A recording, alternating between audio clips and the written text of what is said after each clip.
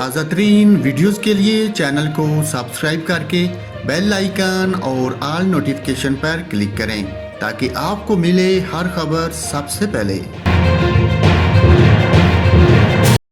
और नाजरीन, कराची वालों के लिए अहम खबर है। शहर कैद में आइंदा 5 रोज़ के दौरान मौसम गर्म और मरतूब रहने का इम्कान है। महकमा मौसमियात के मुताबिक कराची में 14 से 16 सितंबर के दौरान मौसम शदीद गर्म रह सकता है। इस दौरान समुद्री हवाएं मुअत्तल और गर्म हवाएं चल सकती हैं, जबकि दर्जा हरारत 38 से 40 डिग्री तक रहने का इम्कान है।